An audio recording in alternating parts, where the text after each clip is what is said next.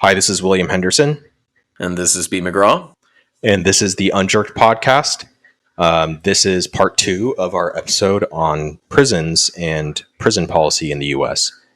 When it comes to public safety, so there's this paper, and it's from the Justice Evaluation Journal, and it says evaluating the futility of mandatory minimum sentencing laws in Pennsylvania. And F is in parentheses. Yeah. Which is so good. It's written by Nicole Frisch Scott from Merrimack College and Anat Kimchi from University of Maryland College Park and Christopher Buckland from the Bureau of Planning, Research, and Statistics from Harrisburg, Pennsylvania.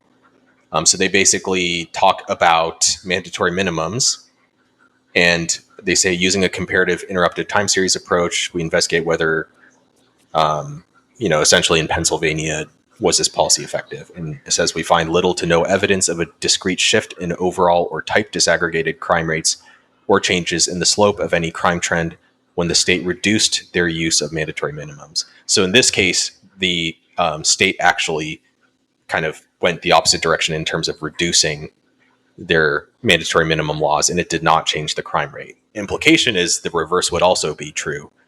Increasing the mandatory minimums would not change the crime rate.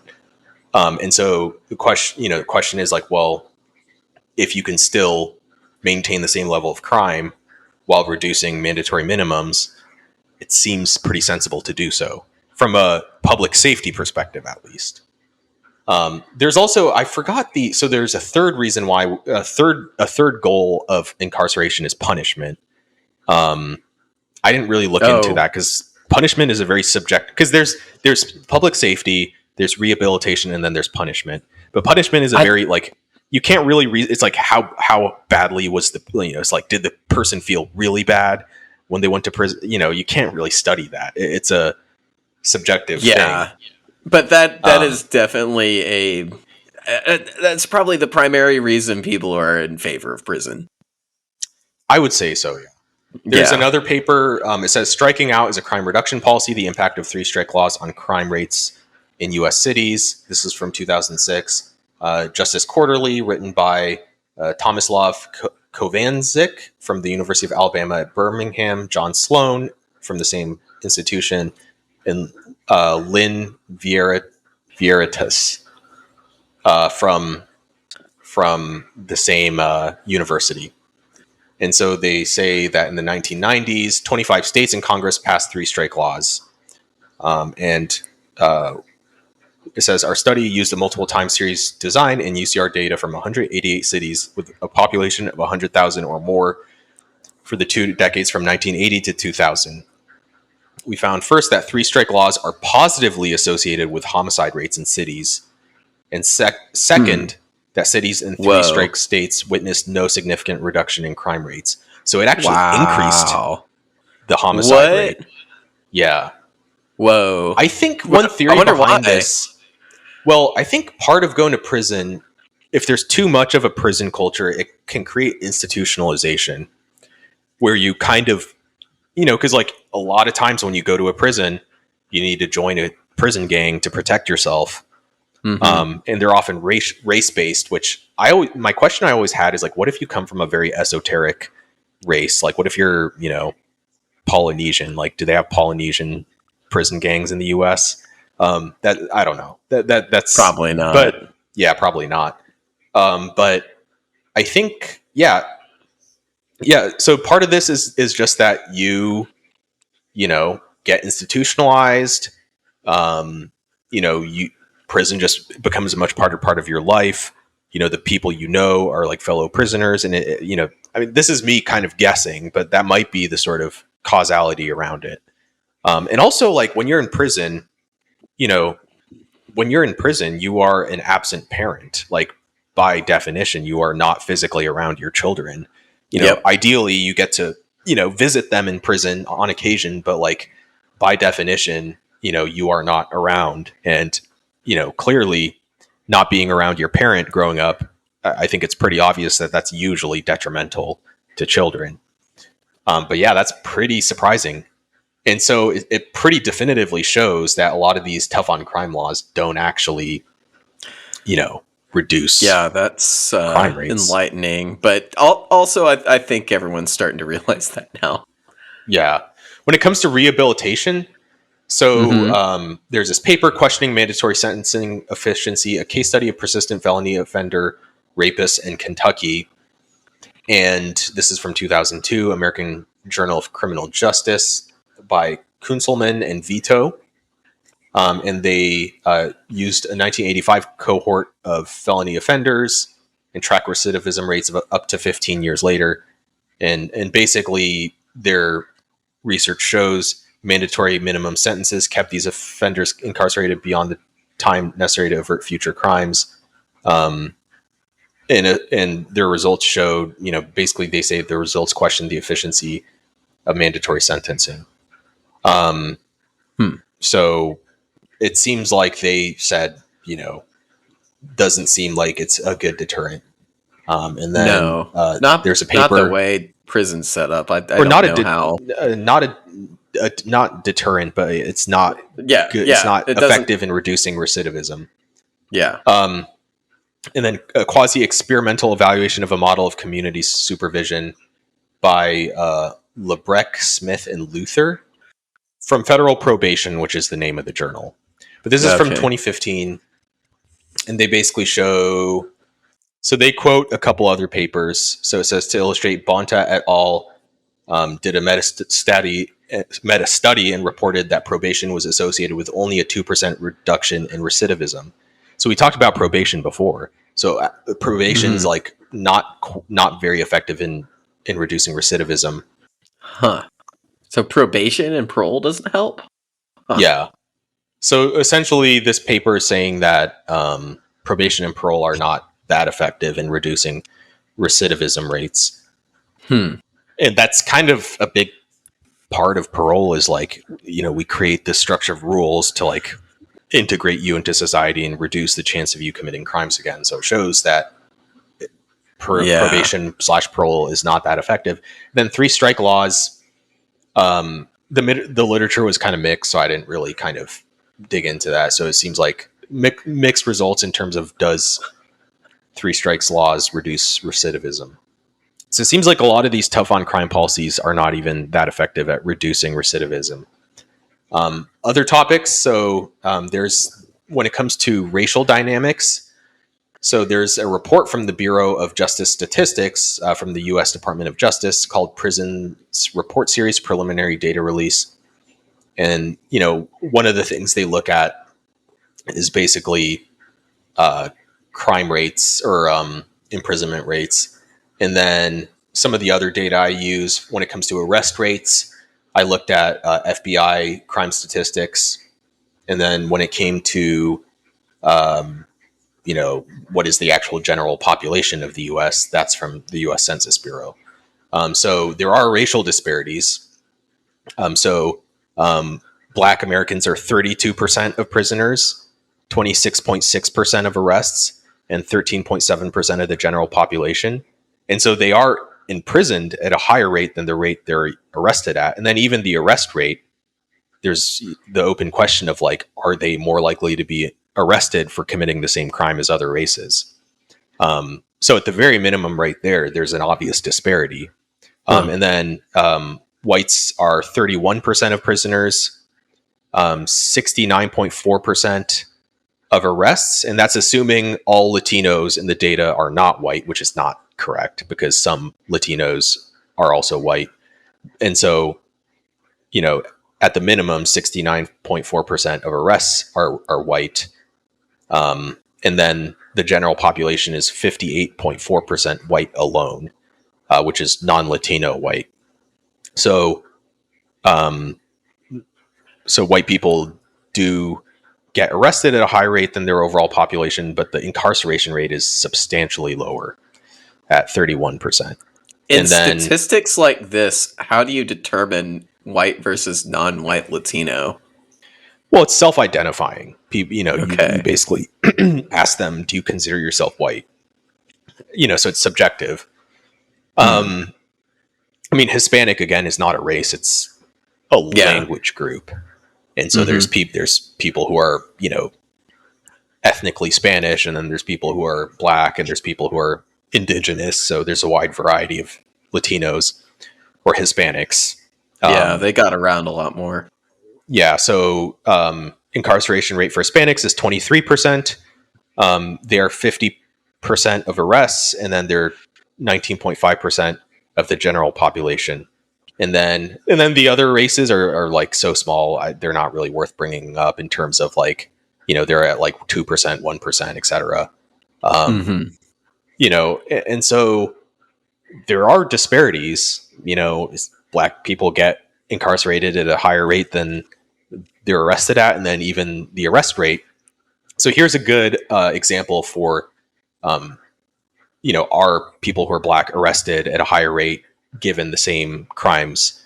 And this paper from Stanford report, so this is from Stanford, May 5th, 2020, and it says black drivers get pulled over by police less at night when their race is obscured by veil of darkness, Stanford study finds. And so they looked at traffic stop records, and essentially like when it's night and it's dark outside, you can't see the people inside cars because it's dark, Yep. And the rate at which black people get pulled over is actually lower when it's dark outside and you can't see who's inside the car, which is kind of, not great. It's not great that that's the case. And then, and this was a big topic back in 2020 during the sort of Black Lives Matter protests and stuff, but it seems like it's sort of no longer something people talk about. It's not part of the zeitgeist anymore in terms of discussing it. And then when it comes to recidivism, so this is again from the Prison Policy Institute. So the recidivism rate is 51% for drug offenses, 50% for public order offenses, 45% for property offenses, and 25% for violent offenses, which is interesting. Recidivism is higher than it should be, in my opinion. I mean, 50% is kind of high for most crimes. Yeah, that's unfortunate. A lot.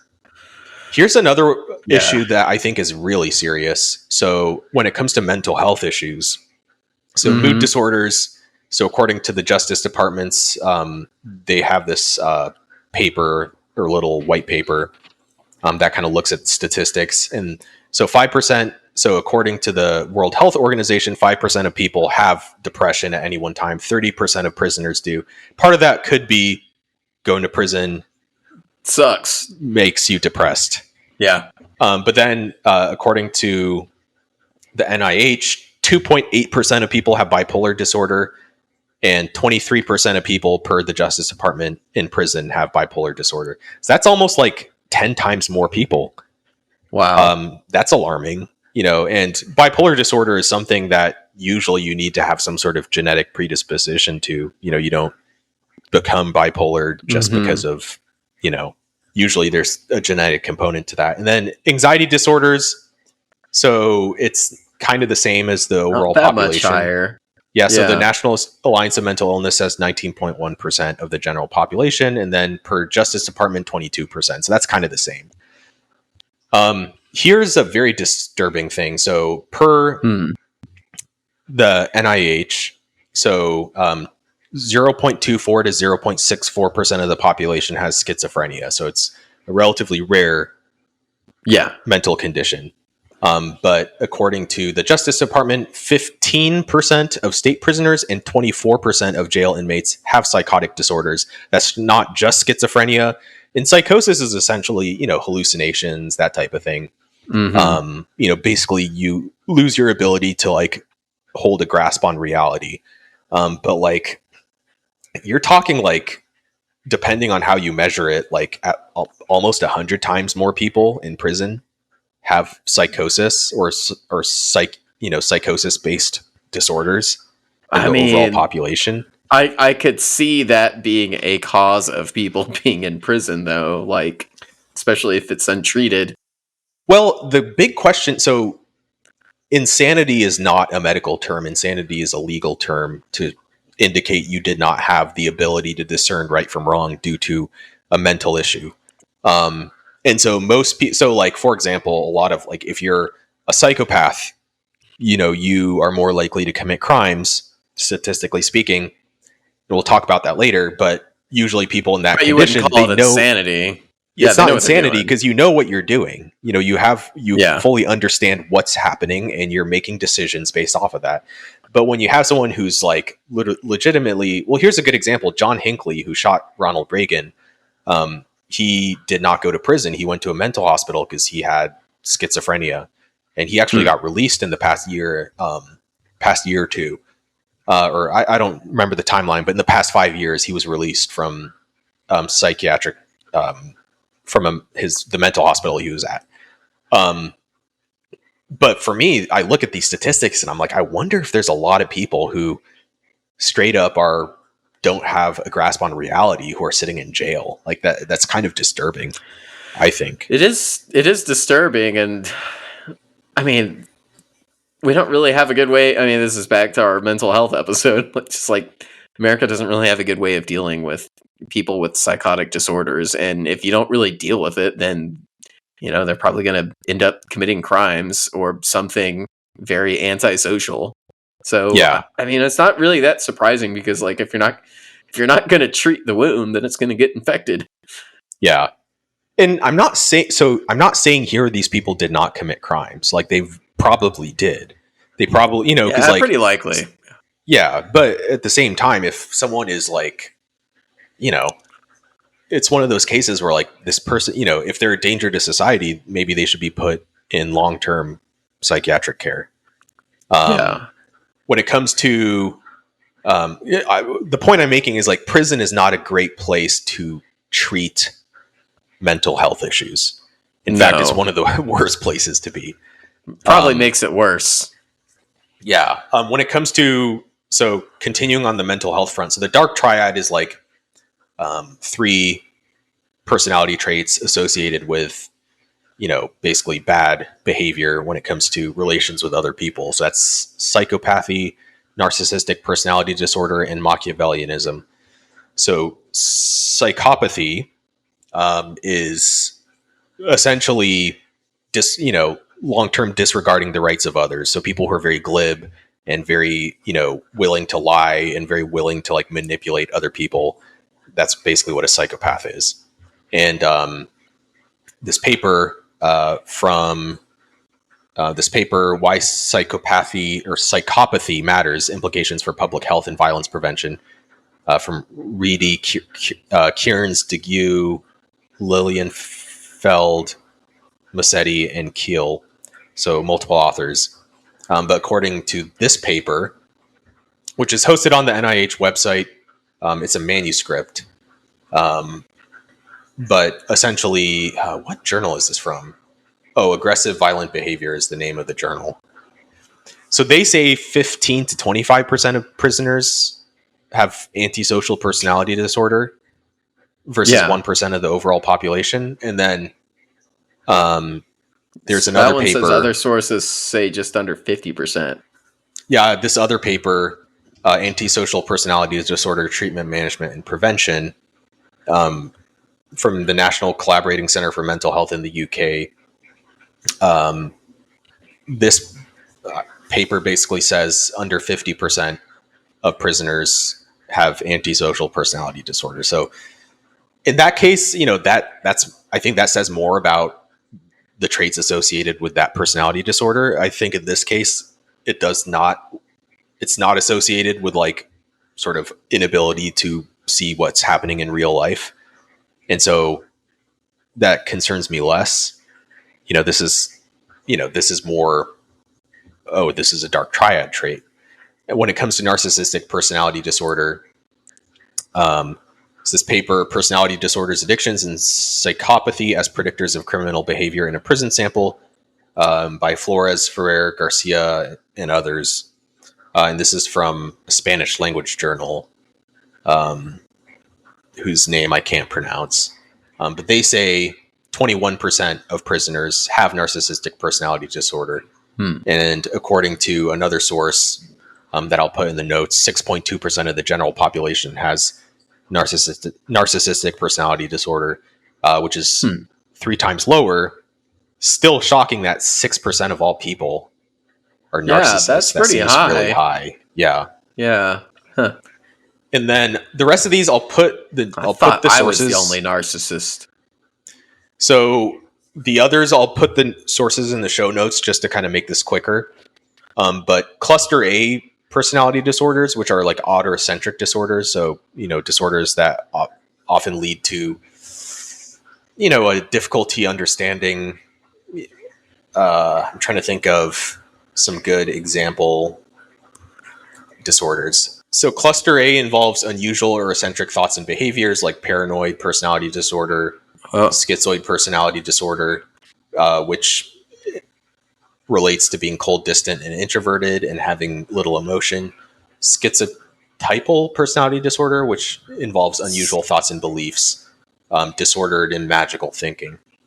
So those are 9.9% of prisoners and 3.6% of the general population. So that's a little concerning. Cluster B disorders are emotional or erratic disorders. So that's borderline personality disorder, antisocial personality disorder, narcissistic, histrionic. And those are strongly correlated. 28.9% of all prisoners, 1.5% of the general population. That one, it's not really associated with psychosis usually. So, that's not as controversial, I think. And then anxious and fearful disorders, which is, some examples include dependent personality disorder, obsessive compulsive personality disorder. Those are 7.9% of prisoners, but 2.7% of general population. So there's a lot of mental health issues. I mean, part of it is it's traumatic to be in prison. So obviously that increases your chance of having mental health issues. But the concerning thing is the number of people who have psychotic disorders, which often involve things like hallucinations. Yeah. The number of people who have those things that are in prison is kind of disturbing. It's disturbing, but also like it's just the wrong place to deal with it. And it makes so much sense that you would end up in prison if you have these disorders, considering they'll make you commit crimes. Well, the thing is, so each prisoner, I think, costs like $40,000 per year to like house and feed. And, there's costs involved in maintaining prisons. And so it costs the state money. And so it would be interesting to note from a purely financial perspective, is it better to take people who, have serious mental health issues and who committed a crime? Is it better for them to be in a mental health hospital? I don't know the answer to that. I feel like it wouldn't be cheaper, but it would be better. It would for sure be better, I think. I mean, the thing though is a lot of, these are decisions made by, the juries. And I'm not exactly sure when it comes to assessing, I know there's expert witnesses, but when it comes to assessing insanity, is that a decision made by the judge or by the jury? I think it's by the judge. I'm not sure. But regardless, it's people within the criminal justice system who are assessing these things. And it seems like they're much more leaning towards not correctly identifying people as having, mental insanity. Which kind of makes sense because, if someone committed a brutal crime, the impulse is like throw the book at the person, Yeah. But this is a problem. So you mentioned, this comment you added here. Oh, well, I mean, commenting on that, a lot of people go, oh, all the crime in prisons. It's a mental health problem. Why don't we just take all the money we spend on prisons and crime and enforcement and put it towards mental health? Yeah, I mean, that's an extreme example. This is going back to the defund the police movement. Number one, horrible slogan. Because when you dig in, they usually say, oh, well, we mean divert some of that money towards mental health resources and community programs. That's not what the slogan entails. When you hear defund the police, people think that means get rid of police completely. Yeah. Number two, we did an episode previously on local government, and I think it was like 5% of local budgets were spent on police. It was a very small number. It was much smaller than, so that's also, like, it's not like, like much more money is spent, from my understanding, on health services already than on police. Maybe I'm wrong, but I think that's how I remember that episode. I mean, it's a fair question. It's all about like on the margins, for example, if there's someone who's clearly having an episode, do you send police there, or do you send, paramedics there? Or do you train the police to better assess stuff like that? Yeah. So I don't know. Reform. I think everyone agrees that there is an issue. Well, I guess, yeah. What we can talk about the reform ideas, which is next on our list anyway. So here, this is me kind of, I didn't research this, but I think these are kind of basic, based off of what we talked about. So we talked about crime reduction policies previously, essentially better safety nets. And we need to do an episode on welfare, because because there's obviously such a thing as too much welfare, and there's such a thing as too little welfare. But what the research I've read is that many programs actually reduce crime, things like Medicaid and things like food stamps. So can we better tune our welfare system to drive crime rates down? When you look at mandatory minimums and 3-strike laws, it seems like they kind of don't really work at all, is kind of what I'm reading. I mean, the issue, like I said before, the bigger issue is actually catching people who commit crimes. Because in a lot of cities, if you report a property crime, they'll just be like, okay, like send us we'll write up a police report, but we're not going to come to your house, and we're not, like, literally, we will not do anything. It's like, oh, someone stole my, I don't know, whatever. Someone stole my stereo. It's like, well, whatever.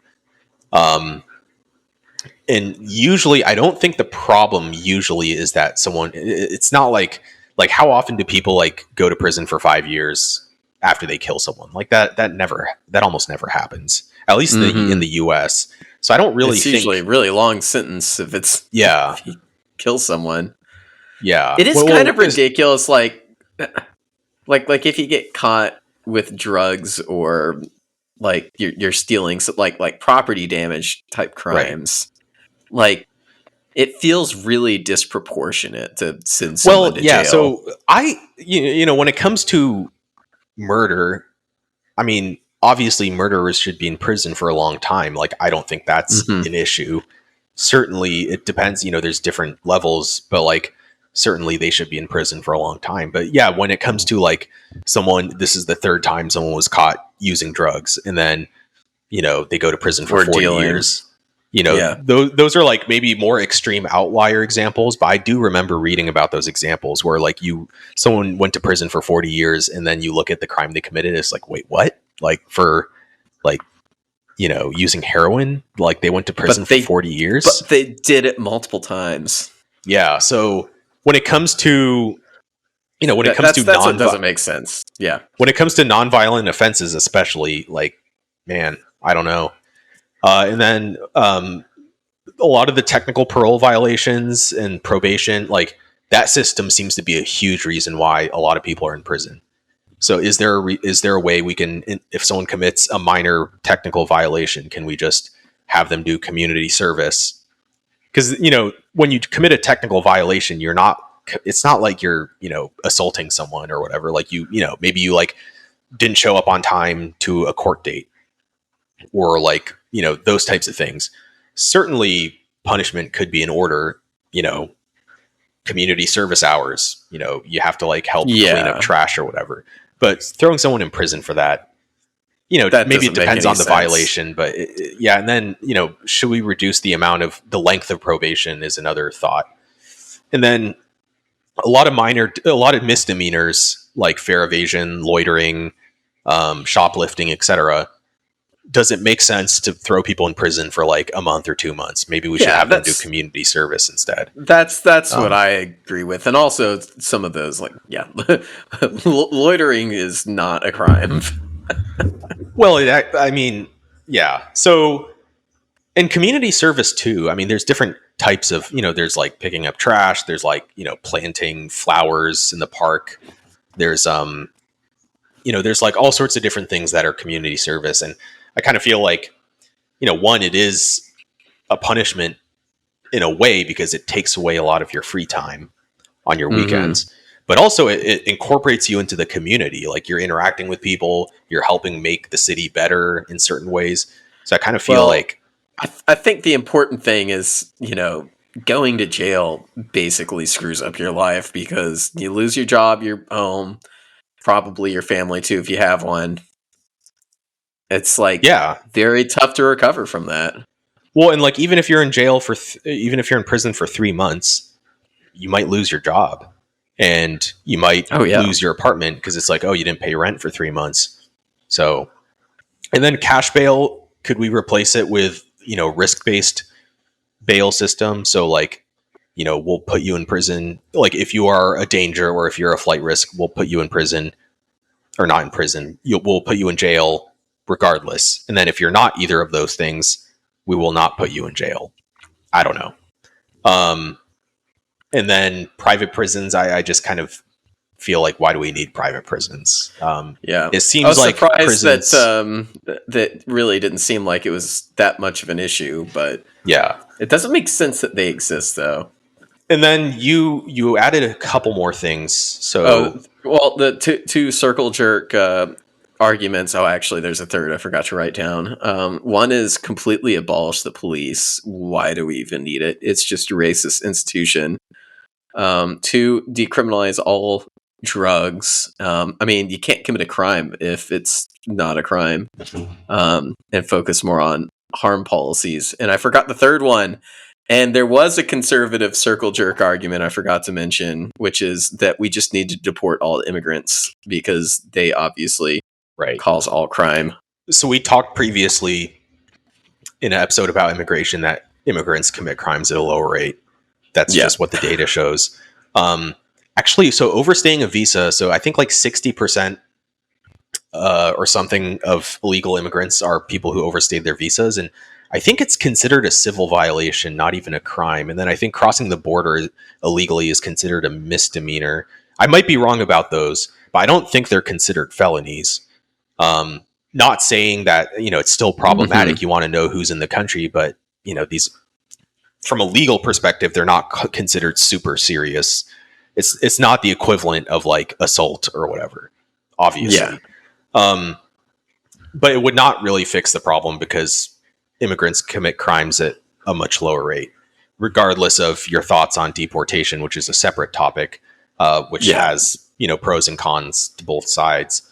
When it comes to abolishing the police, first that the slogan is different from what the actual policies proposed were. If we take the slogan at face value and actually get rid of law enforcement, that seems like a complete disaster because you need some form of, deterrence and some form of law enforcement. And also crime drops when the chance of getting caught increases, and you need law enforcement officers to do that. So I don't think that's a good idea. Yeah, me neither. Decriminalizing drugs, I haven't looked at like the research behind this, but it's like on the one hand, a lot of drug use, there's like less harmful drugs and then there's more harmful drugs. My anecdotal things I've heard is that a lot of cities that legalize drugs, it just created a lot of like open air drug markets and stuff. So it like really reduced the sort of, people did not seem to like it. So that's, anecdotal, but something to think about.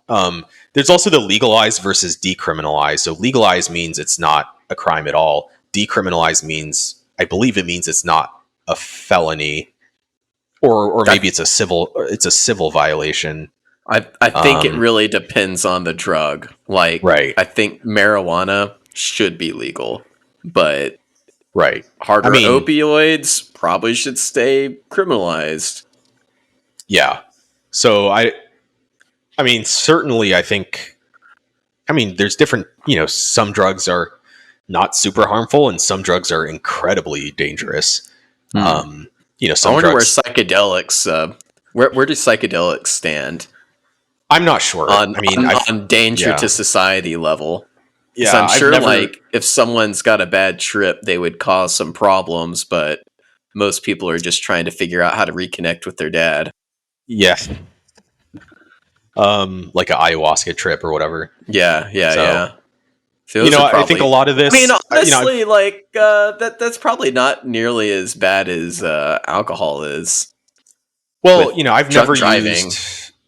used, drugs before, so I can't speak from personal experience here. But I think there's certainly there's a strong argument like against imprisoning people for doing drugs, just because Yeah. I think it's perhaps helpful to look at drug users as medical patients, people who are suffering a medical issue, and Hmm. react based off of that. So I don't know. I mean, that's I think not a real I answer, think but you go after the people that spread them, especially if it's like certainly, a lot of drugs. But yeah, yeah. I don't think it makes any sense for like small level dealers to go to jail or users especially to go to jail. Well, I think small dealers, there's still a case to be made for some sort of Yeah. punishment.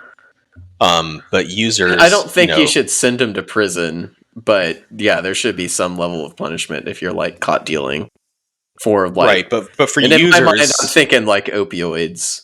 yeah, for users, I just feel like it should be more about like, hey, this person should be taken to inpatient treatment, but we don't have a robust healthcare system to do that, so Yeah, that's not we great. do not. What do you think And would fix the recidivism problem?